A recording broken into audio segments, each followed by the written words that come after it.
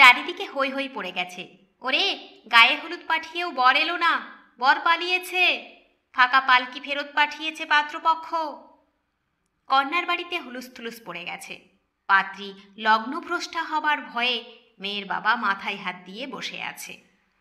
পাড়া দাদা কাকারা জমিদার কন্যা ব্রজসুন্দরীর জন্য বুড়ো হাবড়া দোজপুরে যা হোক একটা বর খুঁজতে বেরিয়েছে। 14 বছরের ব্রজসুন্দরী ভাবছে, তাকে কি গলায় দড়ি দিয়ে মরতে হবে নাকি পুকুরে ডুব দিয়ে? নিজের ন্যাকড়া জড়ানো মাটির পুতুলগুলোর গায়ে আর একবার হাত বুলিয়ে নিল ও। পাত্র নাকি পেশায় ডাক্তার ছিল। ছেলের পরোপকারী মানসিকতা আর সংসার ত্যাগের বাসনা দেখেই ছেলের মা ব্রজসুন্দরীর মতো ডাকসাইটের সুন্দরী মেয়ের সঙ্গে বিয়ে দিয়ে সংসারে ছেলের মন বসাতে চেয়েছিলেন। কিন্তু বাস্তবে হলো বিপরীত। বিয়ের দিন সন্ধ্যাবেলা কন্যাপক্ষের পাঠানো পালকিতে ওঠার আগেই পাত্র চম্পট দিয়েছে সকলের পাহারাদারি এড়িয়ে। সময়টা তো স্বাধীনতার কয়েক বছর আগে। সাহেব সুবই তখন দেশ ভর্তি। ব্রজসুন্দরীও মোটা কাপড় পরব, বিদেশি কাপড় বর্জন করব, এই দলে নাম লিখিয়ে সকলের সঙ্গে চরকাও ঘুরিয়েছিল। মেয়েদের তখন লেখাপড়া শেখার মতো পাপ আর কিছুই নেই। মেয়েদের আলাদা স্কুলও তখন কোটালপুরে তৈরি হয়নি। ব্রজসুন্দরীর দাদুর দানের স্কুল বলেই ওকে শিক্ষকরা কিছু বলেনি। তবে ক্লাস 7 পরই চারিদিকে কথা উঠল, বয়স্ক মেয়ের বিয়ে না দিয়ে ছেলেদের সঙ্গে স্কুলে পাঠাচ্ছে ভবতোষ সামন্ত। ছি ছি, কি লজ্জার কথা। ব্রজসুন্দরীর স্কুল বন্ধ হলো। বিয়ের জন্য পাত্র দেখা শুরু হলো। নিজের বইগুলোকেও আর একবার আঁকড়ে ধরল ব্রজসুন্দরী। লগ্নভ্রষ্টা মেয়ের বাবা মাকে কিংবা মেয়েকে পৃথিবী থেকে চলে যেতেই হবে, না হলে ওদের একঘরে করে দেবে, জল আলাদা করে দেবে। আরও ছোট ছোট ভাই বোনেদের কথা ভেবে ব্রজসুন্দরী নিজের মৃত্যুকেই শ্রেয় মনে করল। মা বলতো, আমার ব্রজ এত ফর্সা, এত সুন্দরী, আমিও আমার ব্রজর জন্য একটি টুকটুকে বর আনব। কালো ছেলে আমার ব্রজর পাশে বড় বেমানান। বর কেমন হয় তা পুতুল খেলাই বুঝেছে। এতকাল তো অমলাবালার ছেলের সঙ্গে ব্রজসুন্দরীর মেয়ের বিয়ে হয়েছে, তাই ব্রজ খুব ভালো করেই জানে বিয়ের পর একটা লোকের সঙ্গে বাবা মাকে ছেড়ে চলে যেতে হবে। যার সাথে যেতে হবে সেই হবে ব্রজর বর। কিন্তু এত সুন্দরী দুধে আলতা রঙের মেয়ের যে বর জুটবে না, সেটা বোধহয় কোটালপুর গ্রামের কেউই জানত না। বেনারসিটা খুলে হালকা হয়েই টুলে উঠিয়ে গলায় কাপড়টা জড়াবে ব্রজ। কাকিমা খুড়িমারা বলে গেছে, অলক্ষণে মেয়ের কপাল গো। আর একবার মায়ের গায়ের মিষ্টি মা গন্ধটা পেলে মন্দ হতো না, কিন্তু উপায় নেই। ঘরের দরজাটা ভিতর থেকে বন্ধ করল ব্রজ। পিছন ফেরার সঙ্গে সঙ্গেই শঙ্খ আর উলুধ্বনিতে গমগম করে উঠল। সামন্তদের জমিদার বাড়ির প্যান্ডেল বাঁধা উঠোন চত্বর। ওরে, বর এসেছে, উলু দে। ছোট খুড়িমার কথাটা কানে এলো ব্রজর। তাহলে কি পালিয়ে যাওয়া ডাক্তার পাত্র ফিরে এসেছে? হয়তো লগ্নভ্রষ্টা মেয়েকে আত্মহত্যার হাত থেকে বাঁচাতে এসেছে। প্রাণ বাঁচানোই তো তার ধর্ম। ব্রজর দরজায় ধাক্কা পড়ল। দরজা খুলতেই জেঠিমা, খুড়িমা, পাড়ার দিদিরা ঢুকল। খুড়িমা বলল, কেঁদে কেঁদে তো চোখের কাজল ঘেঁটে ফেলেছিস। আর একটু পাউডার মাখিয়ে সাজিয়ে দিল ব্রজকে। চারিদিকে সবাই আছে, শুধু ব্রজর চোখ দুটো যাকে খুঁজছে, সেই মাকেই খুঁজে পাচ্ছে না ব্রজ। বিয়ের আসরে যাবার পথে একবার যেন মনে হলো মা এখনো মাথায় হাত দিয়ে কাঁদছে। আরে, মাকে কেউ এখনো কেন বলেনি যে বর ফিরে এসেছে? পান পাতায় মুখ ঢাকা আর মুখে কুলুপ এঁটে নাকি বিয়ের আসরে যেতে হয়। শুভ দৃষ্টি। চোখ মেলে তাকা ব্রজ। ব্রজ তবুও তাকাতে পারল না। শুধু সিঁদুর দানের সময় দেখল একটা আবলুস কাঠের মতো কালো হাত তার সিঁথিতে সিঁদুর আঁকছে। চমকে উঠল ব্রজসুন্দরী। তার দুধে আলতা রঙে যেন একটু ছোপও পড়ল ওই কালচে রঙের। মা যে বলেছিল ফর্সা টুকটুকে হয়েছে তার বর। মুখ খুলতে বারণ করেছে খুড়িমারা, কিন্তু চোখের জল তো অবাধ্য, তাই সেটা ব্রজর গাল বেয়ে গড়িয়েই চলেছে। রাতের অন্ধকারে তার বরের শুধু চোখ দুটোই জ্বলছিল যেন। দিনের আলোয় দেখল চোখ নাক কাটা কাটা, এক মাথা চুল, বায়োস্কোপের নায়কের মতোই তার চুলের বাহার। একবার টকিজে একটা বায়োস্কোপ দেখেছিল ব্রজসুন্দরী। এ ছেলেও ধুতি নয়, সে সাহেবদের মতো প্যান্ট শার্ট পরে আছে, কিন্তু গায়ের রংটা বড় কালো।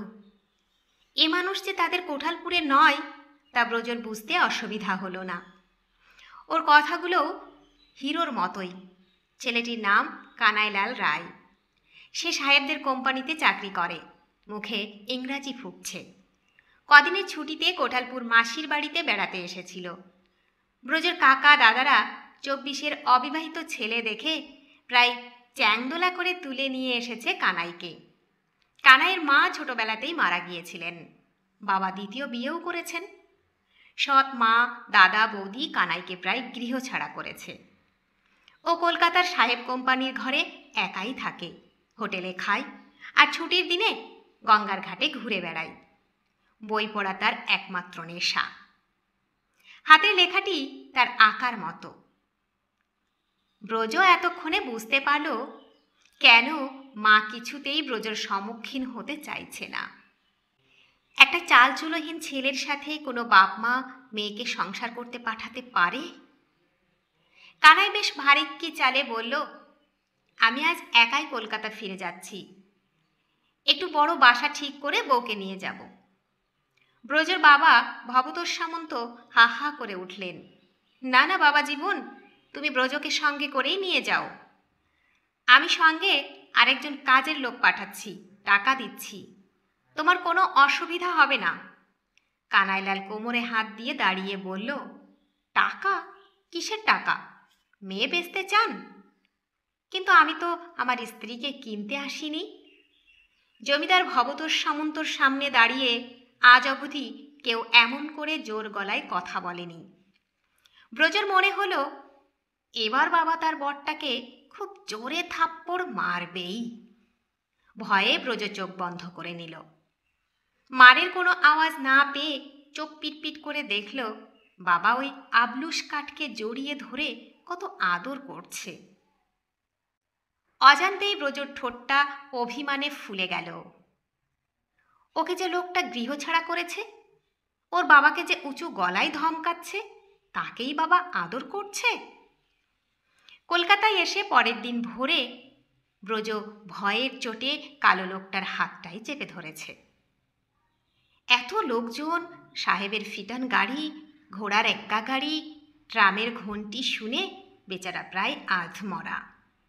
কানাইলাল বউকে সান্ত্বনা দিয়ে বলল, তুমি যদি দুষ্টুমি না করো তাহলে ওই মাথায় হ্যাট পরা পুলিশগুলো তোমাকে কিচ্ছুটি বলবে না। ব্রজ কানাইয়ের গা ঘেঁষে জড়সড় হয়ে চলছে।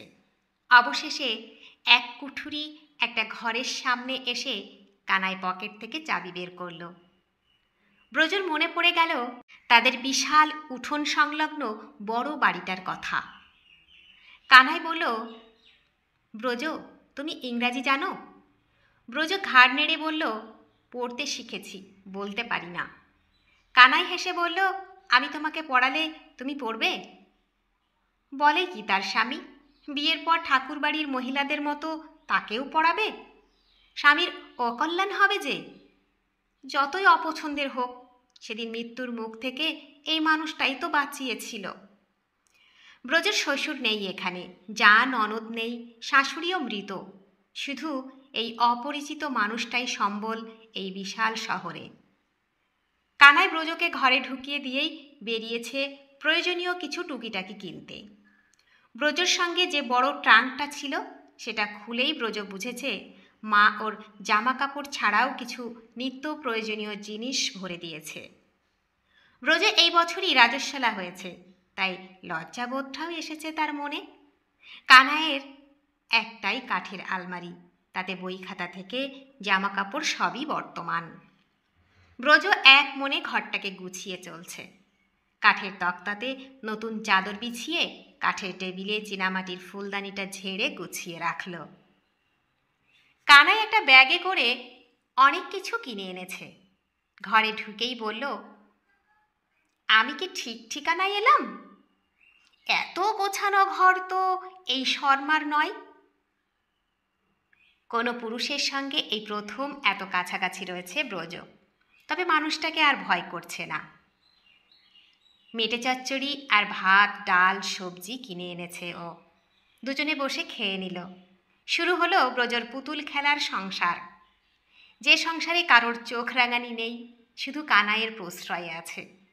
নতুন হাঁড়িতে যেদিন ব্রজ প্রথম ভাত রাখল, সেদিন কানাই তৃপ্তির ঢেকুর তুলে বলেছিল, আমার মতো অপদার্থর এমন রাজকন্যার মতো বউ, এমন তার রান্নার স্বাদ, দ্রৌপদী হার মানাবে। লজ্জায় রাঙা হয়ে উঠেছিল ব্রজর গাল দুটো। কদিন পরেই এক মেম সাহেব এসে হাজির। সে নাকি বিকেলের দিকে ব্রজকে পড়াবে। ব্রজর এতদিনের লুকিয়ে রাখা শখটাও পূরণ করে দিচ্ছে এই মানুষটা। এক ছুটির দিনে ব্রজকে নিয়ে কানাইলাল গেল গড়ের মাঠে হাওয়া খেতে। দুজনেই গল্প করছে আর বাদাম চিবোচ্ছে। এমন সময় কয়েকটা লম্বা ঝুলপির ছেলে এসে ঘিরে ধরল ওদের। কথা নেই বার্তা নেই, কানাইয়ের কলার ধরে টানছে। মুখে বলছে, শালা কালা আদমি, লোকের সুন্দরী বউকে ভাগিয়ে নিয়ে এসেছিস। ব্রজ কোনো দিকে না তাকিয়ে এক ছুটে দূরে দাঁড়িয়ে থাকা মাথায় টুপি পরা পুলিশদের ডাকল। তারা আসতেই ব্রজ বলল, এটাই আমার স্বামী, কেউ আমাকে ভাগায়নি। পুলিশের ডান্ডার বাড়ি খেয়ে তবে তারা ভাগল। কানাই সেদিন রাতে ব্রজর নরম শরীরটা বুকের মধ্যে জড়িয়ে ধরে বলল, আর একবার কানে কানে বলো তো, ওই মাঠের পুলিশগুলোকে যেটা বললে। অতগুলো পরপুরুষের সামনে দাঁড়িয়ে যেটা জোর গলায় বলেছিল ব্রজ। এখন পুরুষালী শরীরের ঘ্রাণ নিতে নিতে অবশ ইন্দ্রিয়রা কথা বলতে নিষেধ করল যেন। বাবার চিঠি হাতে মহেশ কাকা হাজির হয়েছে ব্রজর বাসায়। কোটালপুরের বাড়িতে কালী পুজো আছে, তাই ওদের দুজনকে নিয়ে যেতে এসেছে। কানাইয়ের সাহেবী অফিসে ছুটি পাওয়া যাবে না বলে ব্রজ একাই চলল বাপের বাড়ি।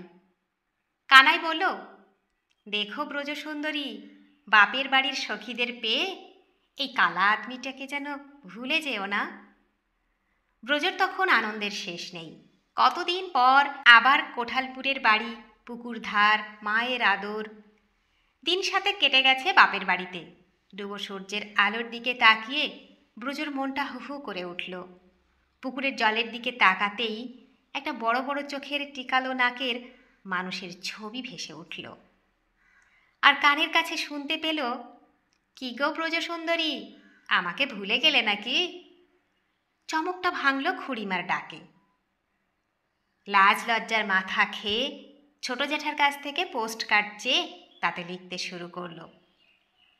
ব্রজ সাধু ভাষাতেই লিখেছিল, সবার সুবিধার্থে আমি চলিত ভাষা করে দিলাম। শ্রী চরণেশু স্বামী, প্রায় দিন 7 হলো আমি বাড়িতে এসেছি। তোমার খাওয়ার বড়ই গোলযোগ চলছে, বুঝতে পারছি।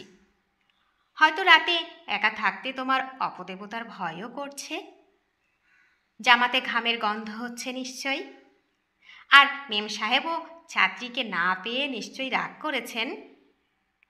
তোমার ঘড়িটাও বোধ হয় দম দেওয়ার অভাবে সময় দিচ্ছে না, তাই 7 দিনেও একখানা পত্র লিখতে ফুরসত মেলেনি তোমার। আমার বাপের বাড়ি থেকে কলিকাতায় যাওয়ার সময় উপস্থিত হয়েছে। চিঠিটা শেষ করার আগেই ছোটদা চেঁচিয়ে বলল, ব্রজ, দেখে যা কে এসেছে। বুকের ভিতরটা ধড়াস করে উঠল ব্রজর। জানালা দিয়ে দেখল মিষ্টির হাঁড়ি হাতে কানাইলাল ঢুকছে। নিজের এলোথেলো শাড়িটা ঠিক করে চুলটা আঁচড়াতে লাগলো ব্রজ। চিঠিটা লুকোনোর আগেই কানাই এসে হাত থেকে কেড়ে নিয়ে ব্রজকে শুনিয়ে শুনিয়ে পড়তে লাগলো ওর লেখা চিঠিটা। লজ্জায় কানাইয়ের বুকে মুখ লুকিয়ে বাঁচল ব্রজ সুন্দরী। ঠিক কবে এই অপছন্দের মানুষটা এতটা পছন্দের হয়ে উঠল এতটা ভালোবাসার হয়ে উঠল কিছুতেই বুঝতে পারল না ব্রজসুন্দরী।